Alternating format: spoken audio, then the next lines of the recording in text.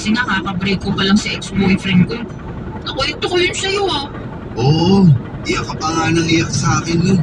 Bakit ko ba ng mga oras na yun? Hindi naman, sakto lang. Grabe ka naman sa akin. Kaibigan ba talaga kita? Oo, kaya nga sinasabi ko lang yung totoo. Ay naku, mag-prank ka mo kahit lalaki ka. Huwag mo nang ibayin yung usapan. Anong sabi niya nung sinabi mo hindi ka pa ready makipagrelasyon ulit? Willing to wait daw siya. Pero hindi nawala yung sweetness niya. Yung pagiging caring at thoughtful kagaya nung una. Kaya, na-inlove na rin ako. Sinabi mo ba yan sa kanya?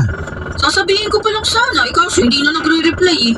Tapos hindi ko na matawagan number niya. Palagay mo, may nangyari kayang masama sa kanya? Hindi ko alam, pero palagay ko niloko ka lang niya. Hindi totoo na in love siya sa'yo. Talaga? Bakit naman niya gagawin yun eh? Wala naman siyang mapapala sa akin. Hindi ko alam, pero malay mo, ginawa ka lang niyang pampalipas oras. Tapos, nung nagsawa na siya, di ka na niya nireplyan. Nakita na ba kayo? Hindi pa. 2 linggo pa lang naman kami nag-uusap eh. 2 linggo pa lang naman pala. Makaka-move on ka rin doon. Paano? Ay, mahal ko na nga siya.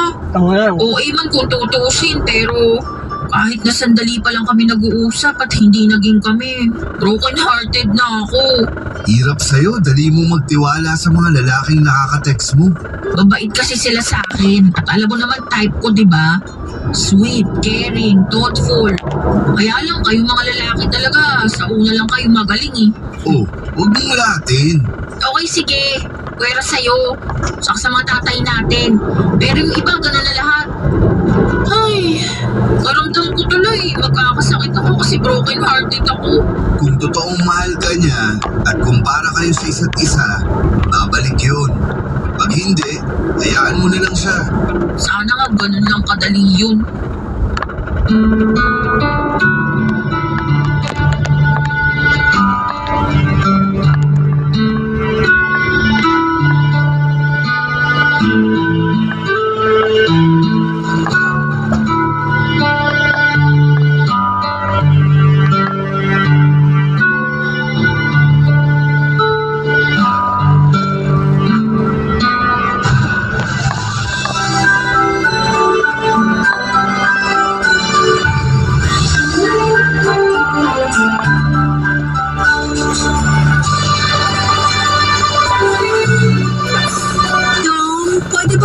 Tumitig sa akin. Bakit naman? Eh kasi naman nakakailang. Anong nakakailan? Hindi ka ba sanay na tinititigan ka? Sanay naman. Pero nung ikaw na yung gumawa, Ayaw mo ba? hindi naman sa ayaw. Kaya lang ang init na ng pisngi ko eh. Ewan ko ba? Kakaiba kasi yung mga titig mo. Naintindihan na kita. Ganyan din kasi sinasabi ng ibang babae na dinidate ko noon. Sabi nila, nakakatunaw daw mga titig ko. Yan nga, eksakto. Kasi hindi ko naman mapigilan. Ang ganda mo pala talaga sa personal. Napaghandaan ko lang tong araw na to, kaya parang ang ganda ko bigla. Pero wag kang umasang palaging ganito ha. Kasi may mga araw na para akong sako ng kamote. Parang sa ako ng kamote. Oo nga. Sa mga susunod na date natin, makikita mo. Kahit siguro magmukha ka pang kamoting durog, ititig pa rin ako sa'yo. Mas nakakailang pa pala yung mga banat mo kaysa sa mga titig mo eh. Paano nila pag pinagsabay ko pa, hindi ba? Wala na. Lusaw na ang kamote ko. Kamote mo? Ang ibig kong sabihin, kamote ako. Ay, hindi, mali. Ang ibig kong sabihin talaga, Bakit mo pala pag kinakabahan ka? ikaw kasi. Ngayon lang ako nagkaganito. Ang swerte ko naman pala. Sana palagi kang ganyan pag nakatitig na ako sa'yo. Sa susunod ng mga date natin, masasanay na rin ako sa mga titig mo. Hindi na yun eh, epekto. Diba? Mukhang gusto mo pa makipag-date sa akin sa susunod ah. Bakit naman hindi? Ngayon pa na pinainit mo na ang kamote ko sa mga titig mo? Importante ka na rin magbiro tungkol sa kamote mo. Bakit pa puro kamote ang usapan? Ano bang gusto mo pag-usapan? Gusto kong pag-usapan ko ng relationship status mo. Madali lang yan. Single na single ako. Ako rin! Parehas tayo. Meron ko pa bang ibang gustong malaman sa akin bago tayo umorder? Dali na, habang hindi pa ako gutom. Kailan mo naman ako liligawan? Ang bilis mo naman tanongin yan ha. Mukhang matagal mo nang pinaplano na itanong sa akin yan no. Hindi naman. Kaya lang gusto ko lang malaman syempre para alam ko kung saan ako lulugar. Lumugar ka lang dyan sa harapan ko para matitigan pa kita.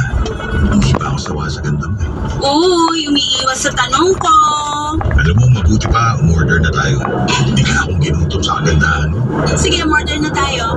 Pero kapag busog ka na, sasagot ka na ha. Tignan natin kung mabubusog ako ng pagkain dito. Kapag hindi, sa susunod ka na bumawi ng tanong.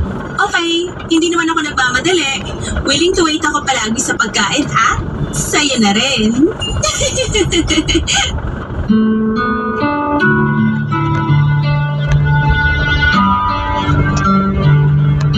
Tinawag ko na lamang sa biro ang huling sinabi ko bago tawagin ito ang waiter para umorder, Papa Dudut. Sa totoo lang ay pambawi ko lamang yung biro na yon para matakpan ang pagkakabahiya ko. Talaga namang umiiwas si Dom sa tanong ko tungkol sa panliligaw. Alam ko namang makakakuha ako ng positibong sagot sa kanya dahil nakita ko naman na interesado siya sa akin. Kaya confident ko lang din na magtanong kung kailan niya ako liligawan, kaso mali pala yun. Dapat pala ay hindi ko muna binitawan ang mapangahas na katanungan na yon. Nagkunwari na lang ako na okay ako at nakipagkwentuhan na lamang sa kanya sa ibang bagay. Ako na rin mismo ang naglihis sa usapang ligawan. Dahil masaya ang date na yon, pero alam kong may kulang. Panay ang tanong ko kung may balak pa ba akong ligawan ni Dom. Yun ang huling date namin. Inasahan kong hindi na niya ako aayain para mag-date dahil hindi naman niya ako sinabihan kung niligawan niya ako. Pero, makalipas ang isang linggo ay inaya ulit niya akong mag-date. Nagkaroon muli ako ng pag-asa kahit papaano. Pero hindi na ako nagtanong pang muli, Papa Dudut. Ahayaan ko siyang magkusang magsabi sa akin na niligawan na niya ako.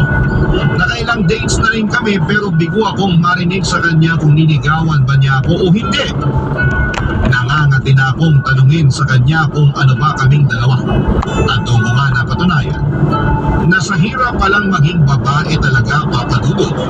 Hindi ka makapagtanong kung ano ang namamagitan sa inyong dalawa dahil napapangunahan ka ng hiya. Pero alam kong kailangan ko nang alamin bago pa ako mahulog sa kanya ng mas malalim. Sa sumunod na date namin ay naglakas ako ng loob na magtanong sa kanyang muli, Papa Dudut.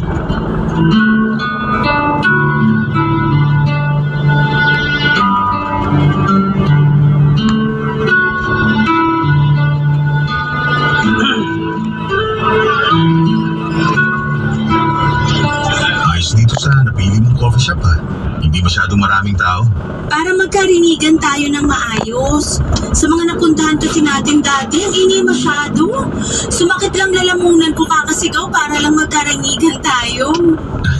Pasensya na. Mahina ako pumili ng lugar kapag nakikipag-date. Hayaan mo, sa susunod na date natin, ako na talaga ang mamimili. Ha? Tinawanan lang talaga ako. Order na tayo ng kape. Parang kailangan ko ng mga simsikmura ako. Teka, bago tayo magpaasim ng sikmura, may gusto lang sana akong itanong. Ano yun? Ang tagal ko na kasing gustong itanong to sa'yo, kaya lang nauuna lagi yung hiya ko. Uutang ka ba? Hindi ha? Mukha na ba talaga akong ipit sa paningin mo? Biro lang. Ang seryoso mo kasi. Seryoso nga kasi itong sasabihin ko. Ngayon pa lang parang gusto ko ng mga sim sa kaban na sikmura ako. Dom, seryoso nga. Ano na bang nangyayari sa atin? Ay, hindi kita maintindihan. Panay ang labas natin. Pero hindi klaro sa akin kung saan napunta nito. Anong sinasabi mo?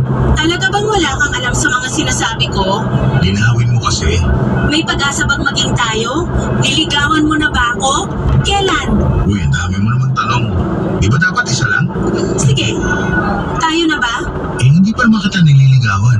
Paano magiging tayo, hindi ba? Kaya nga ang susunod na tanong, kailan mo ako liligawan? Uy, dapat isang tanong lang. Huwag kang madaya. Huwag na sana tayong maglokohan, Dong. Sabihin mo na lang sa akin kung liligawan mo ako o hindi, para alam ko kung saan ako lulugar. Gusto mo talaga malaman yung totoo? Oo naman, yun lang naman ang kailangan ko eh. Meron akong balak ligawan na ibang babae. Eh bakit pala niyaya mo pa ako makipag-date? Sama ba? Single ka. Single ako. Wala namang sinasabi sa batas na bawal yun. Pero kung may balak ka ng ligawan na iba, eh di wag na tayong mag-date kasi wala rin naman pala tong patutunguhan. Sana kasi hindi ka na lang nagtanong eh. At kasalanan ko pa kung gusto ko maging klaro ang lahat sa atin? Sorry, Rosie. Iba talaga ang gusto kong ligawan. Pero nai-enjoy ko naman na kasama ka. Nai-enjoy mo nga akong kasama, pero iba naman ang gusto mong makasama. Lugi! Rosie naman. Gets ko na. Huwag ka na magpaliwanag. So ito na ang huli nating date. Ganon. Siguro. Hindi siguro. Siguradong oo. Ikaw bahala. Ikaw naman nagdesisyon yan. Parang ako pa ang mali rito ah. Ikaw na nga itong nagpaasa sa akin tapos parang ikaw pa tong lugi? Hindi kita pinaasa. Hindi ako makapaniwala sa mga sinabi ni Dom, Papa Dudut. Gusto pa niya akong baliktarin. Nainis ako at hindi na sumagot sa huling sinabi niya. Hindi raw niya ako pinapaasa. Ganon ba siya kasama?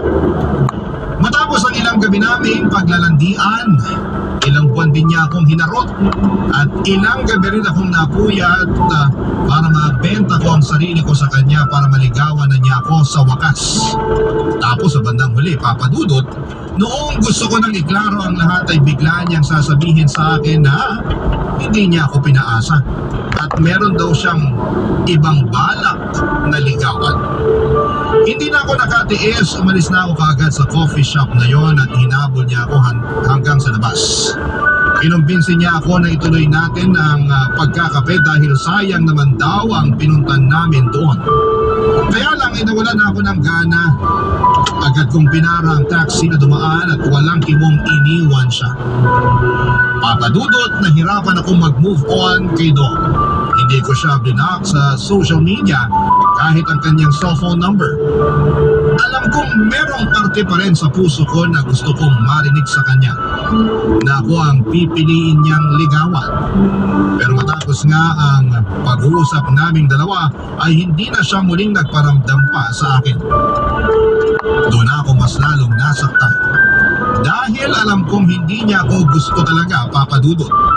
Sa pagdaan ng mga araw ay sinikap kong makalimot sa kanya at ang hirap pala talagang mag-move on kahit na wala kayong nasimulan.